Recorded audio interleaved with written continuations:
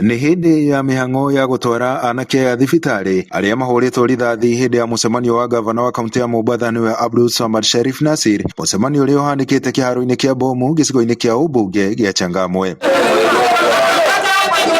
Aikari makimenereria gĩko gĩkĩ makiuga nĩ gĩko kĩa ũnyamu kuona anake aya matigwethaĩte na matharaita o mothe magĩthiĩ na mbere na kũmenereria arangĩri a gavana ũyũ arĩa maroiga nĩo makuruhanĩte na gĩko gĩkĩ. Vijana kwa kuongea na mheshimiwa gavana walipokuwa wanamfikia wale mabodyguard wakawa wanawasukuma na walikuwa wametulia vizuri. Hata kuna mwenzangu hapa huyu ilikuwa kabisa yuko mbele, alipokuwa yuko mbele akawa atakuongea na yule bodyguard akawa msukuma akatoa bunduki. Mimi ndo nimeona nikamzuia akamwambia achana naye. Nipate mimi. Ilikuwa impate huyo kifondo nikaanguka naye nikamrusha kando. Yule bodyguard kwa ile hasira akapiga chini hivi akalengesha kwenye miguu. Kwa nini mpaka atumie live bullet? Kwa nini? Mimi nilikuwa na makosa gani? Kutetea mwenzangu uhai wake ndo mtu anilengeshe bunduki. What's that? Kwa nini bodyguard atumie risasi? Kwani kulikuwa na risasi ambayo anafanya self defense ama ndio siwezi elewa.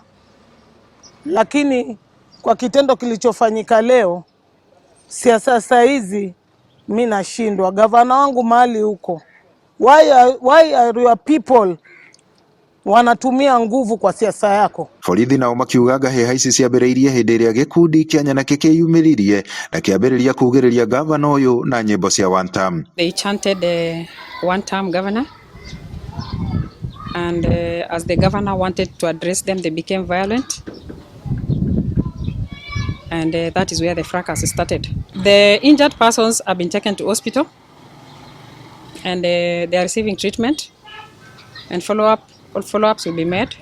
Lakini kwa kitendo cha leo gavana, wewe ni mheshimiwa wangu na ni gavana wangu, sijafurahi kabisa. Ũthuthuria nĩ wambĩkĩtwo gũkũ na wateteri ihoto cia ũmũndũ makiuga ciĩko ici ithiĩte na mbere na kuongerereka kaunti-inĩ ya Mombasa. We are calling upon the regional commander wa Coast Ali Nuno to unveil hawa wanasiasa ambao mabodyguard wao wanapiga wananchi ni kina nani, na ikiwa wewe ni bodyguard, ikiwa wewe ni afisa wa polisi umepatiwa silaha kumlinda yule mheshimiwa na unapiga wananchi, then you do not deserve to be a bodyguard. Wewe you are a body shooter. Most of them are police officers.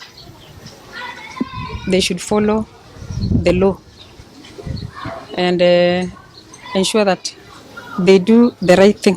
Andũ-inĩ ha Inooro TV kuma gũkũ gĩcũa-inĩ kaunti ya Mombasa, niĩ njĩtagwo Francis Madi.